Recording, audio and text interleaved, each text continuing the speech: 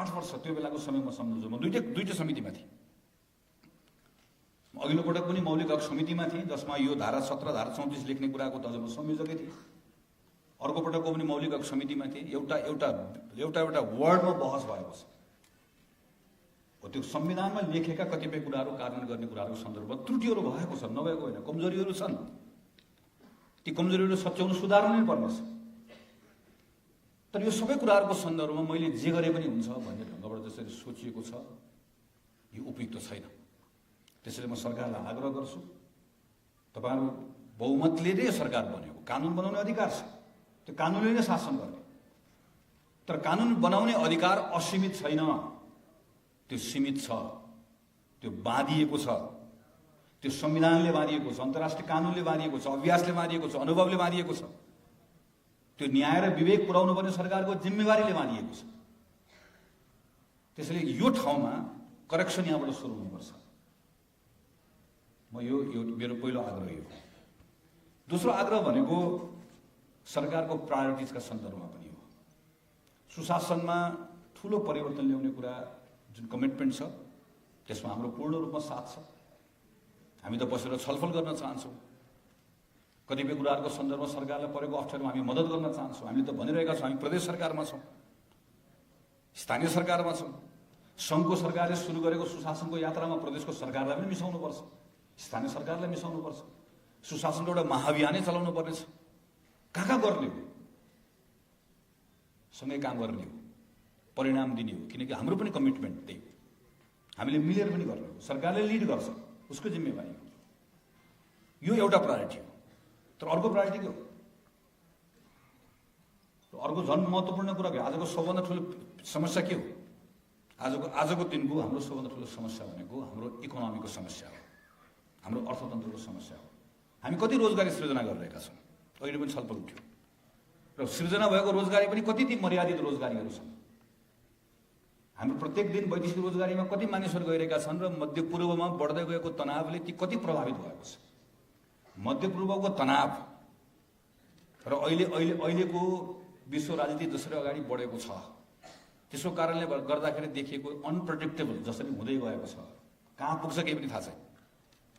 अलिकति तेलको भाउ बढ्दै गर्दा त्यसले त्यो इन्फ्लेसन कहाँ पुर्याउँछ, त्यसको डोमिनो इफेक्ट के हुन्छ। अहिले कागजमा एक थरी देखिएको छ, तर यहाँ बस्ने प्रत्येकलाई थाहा छ, पछाडि बस्नेलाई अझ प्रत्येकलाई थाहा छ, अझ त्यो दैनिक ज्यालादारी गर्न अझ बढी थाहा छ। अहिले त्यो भान्सा कति महँगो भएको छ भन्ने कुरा तल बसेर काम गर्ने थाहा छ। हिजो त्यही कमाइले पुगेको भान्सा आज चल्न नसक्ने अवस्थामा पुगेको छ। यसलाई फिक्स कसरी गर्ने हो, कहाँबाट गर्ने हो, कसरी गर्ने हो? यहाँ चाहिएला नि राष्ट्रिय संवाद, यहाँ चाहिएला नि छलफल। यो बेलामा प्रोभिन्सको गभर्मेन्टले के गर्ने, यो बेलामा लोकल गभर्मेन्टले के गर्ने, यति सेक्टरलाई प्रभाव पारेको छ। कन्स्ट्रक्सनको सेक्टर प्रभावित छ, के गर्ने? सार्वजनिक खर्च नहुने अवस्था छ, के गर्ने?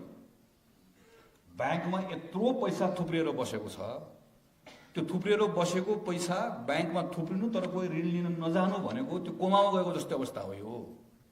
त्यसको लागि के चाहियो? त्यसको लागि विश्वास चाहिएको छ। विश्वास छ त अहिले? गएको यो अहिलेको 15, 20, 50 दिनमा चाहिँ झन् विश्वासको वातावरण बन्दै गएको छ कि भएको वातावरण बन्दै गएको छ?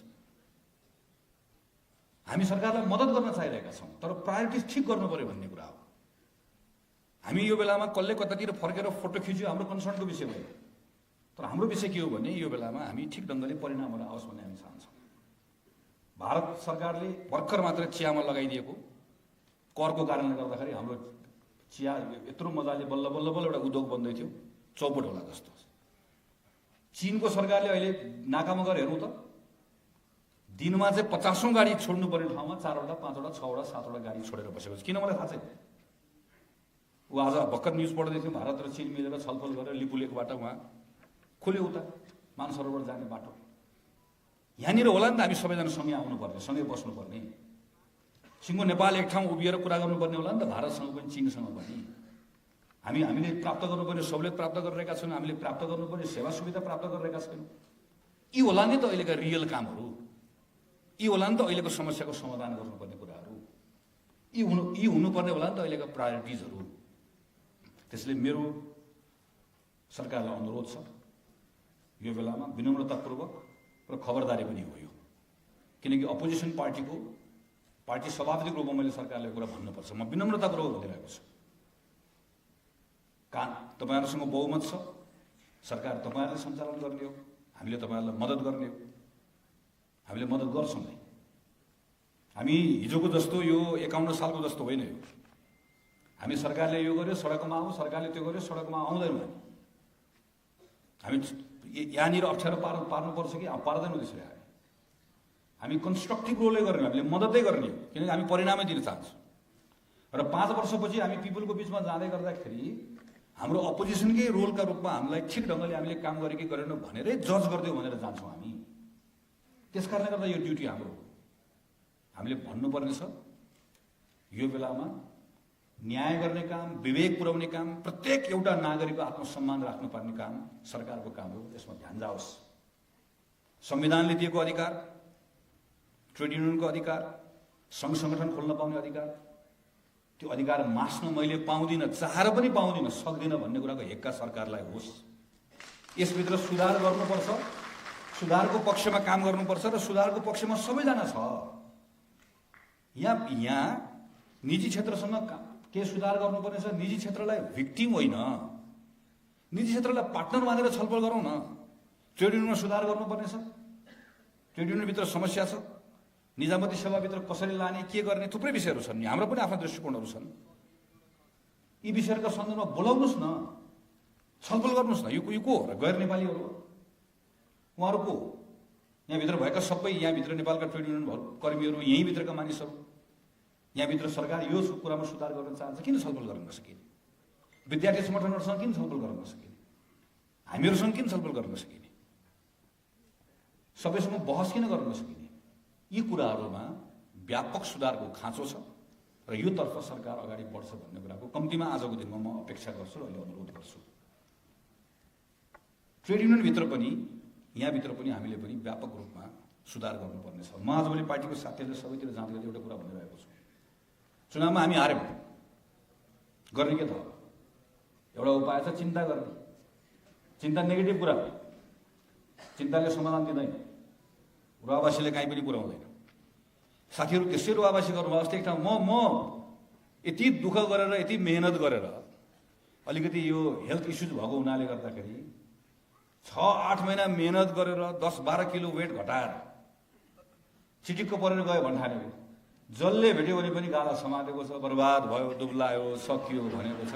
तपाईँ चिन्ताले सकिनु भनेको छ। त्यो खास के छ भने त्यो भन्ने मान्छे चिन्तामा खल्लो डुबेको छ। अरे बाबा, एउटा इलेक्सन आयो, हारियो, अगाडि बढियो, सक्यो, इलेक्सन सधैँ जितिन्छ भन्ने छ र? योभन्दा पहिला थुप्रै जित्यो, अहिले हारियो, फेरि जितिन्छ नि त।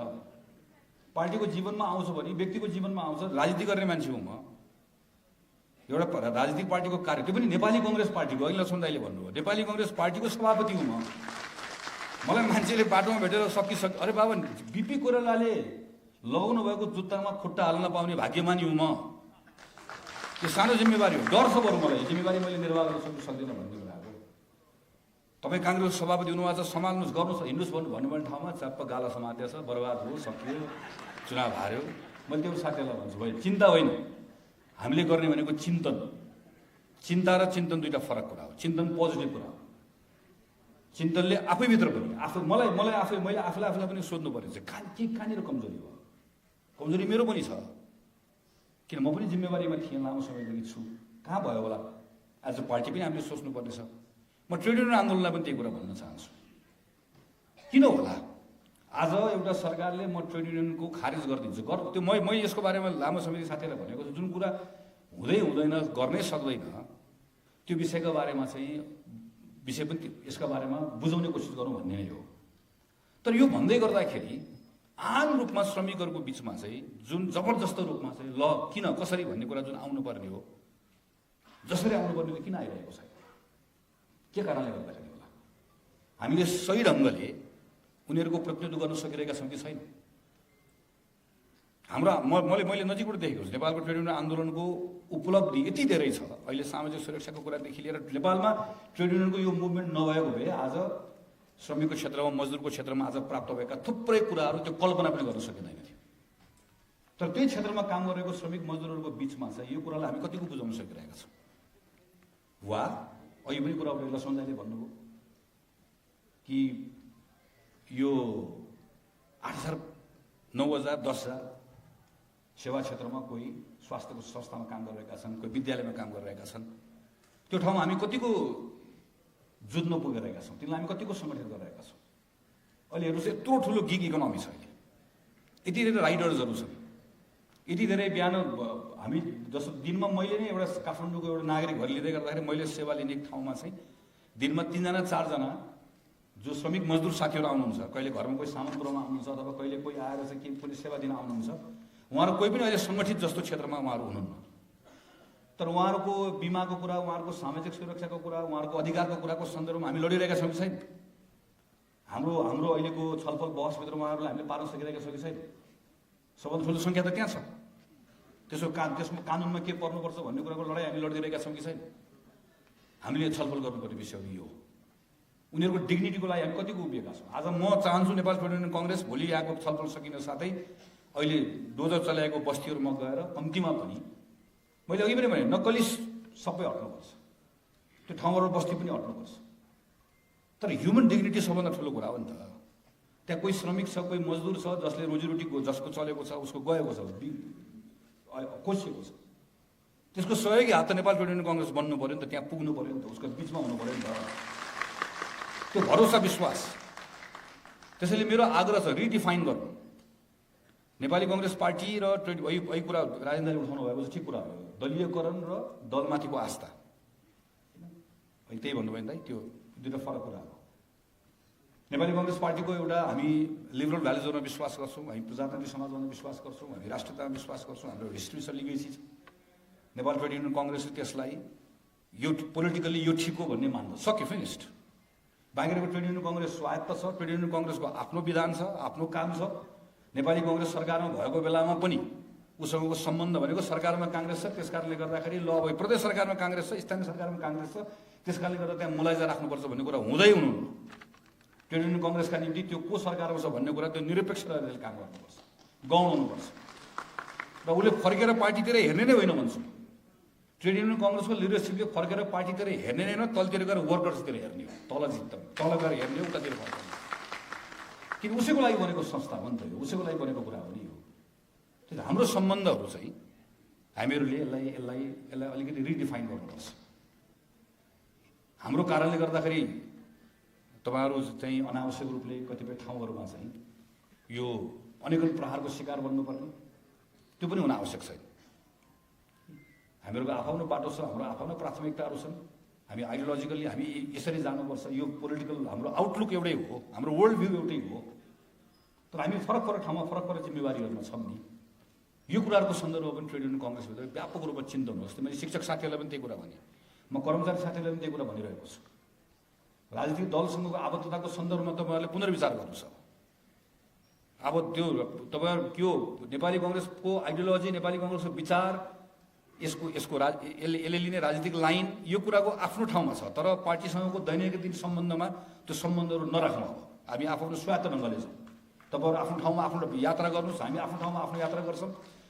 भोलि त्यो क्षेत्रको अनुभव प्राप्त गरेर आउनुभएको साथीहरू, जस्तो मैले अहिले नेपाली कङ्ग्रेस पार्टीको विशेष महाधिवेशनको विधानमा संशोधन गराएको छु। र यो विधानभित्र करिब चाहिँ मलाई एक्ज्याक्टली नम्बर थाहा छैन, तर मलाई लाग्छ 30 जना केन्द्रीय समितिमा चाहिँ अब आउने साथीहरू कहाँबाट आउनुहुन्छ भने विभिन्न प्रोफेसनमा काम गरेर अनुभव प्राप्त गरेको साथीले आफ्नो त्यो प्रोफेसन छोडिसकेपछि काङ्ग्रेस नेपाली कङ्ग्रेस पार्टीको सेन्ट्रल कमिटीभित्र सिधा उहाँहरू प्रतिस्पर्धा गरेर आउने बाटो हामीले खुला गरेका छौँ। किनकि हामीहरू सबै नेपाल विद्यार्थीसँग काम गरेको मान्छे मात्र आउने हो र त्यहाँ ट्रेड युनियन मुभमेन्टमा काम गरेको मान्छे हुनुहुन्छ, ट्रेड युनियन मुभमेन्टमा काम गर्नुभयो, त्यहाँको अनुभव बोक्नुभयो, त्यहाँबाट सिक्नुभयो, त्यो ज्ञान लिएर आउनुभयो, त्यो ज्ञान लिएर आएको मान्छे नेपाली कङ्ग्रेस पार्टीको सेन्ट्रल कमिटीमा आउनुभयो, आएर बस्नुभयो, काम गर्नुभयो। जतिखेर ट्रेड युनियन मुभमेन्टमा हुनुहुन्थ्यो 100% ट्रेड युनियन मुभमेन्टमा हुनुहुन्थ्यो, अब ट्रेड युनियन मुभमेन्टको अनुभव बोकेर आउनुभयो, त्यसपछि नेपाली कङ्ग्रेस पार्टीमा आउनुभयो। हाम्रो सम्बन्ध त यसरी पनि लिएर जान सकेला नि। त्यो छ्यासमिस किन गर्ने? किन चाहिँ यो दलको झोला भनेर चाहिँ तपाईँले दलको झोला बोकेको झोले भनेर किन गाली खाइराख्नु? नसाँच्चीकै ट्रेड युनियन कङ्ग्रेस आफ्नो छ, आफ्नै लिगेसी छ, आफ्नै यत्रो स्वायत्तता छ।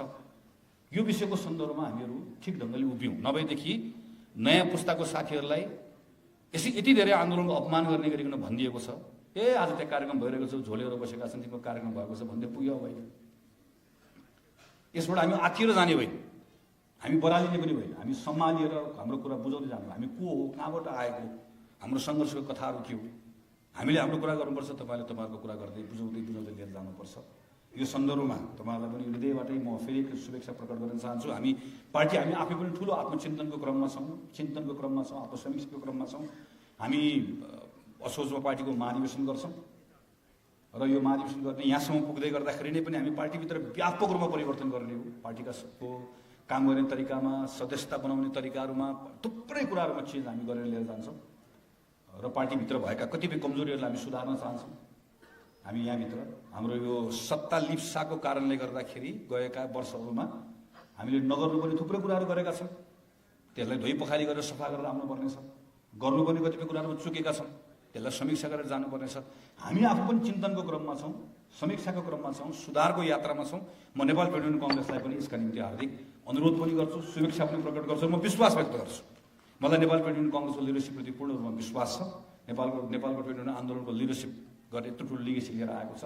यो सुधार हुन्छ, गर्छ र सरकारसँग यो बेलामा चाहिँ नेपाल ट्रेड युनियन कङ्ग्रेसले अरू ट्रेड युनियन कङ्ग्रेस साथीहरूलाई पनि, अरू श्रमिक आन्दोलनका साथीहरूलाई पनि मिलाएर सरकारलाई यो हामी को हौँ, हामीलाई संविधानले दिएको अधिकार हक के हो भन्ने कुरा मजाले बुझाउन सक्ने सामर्थ्य राख्छ भन्ने कुराको म विश्वास गर्छु।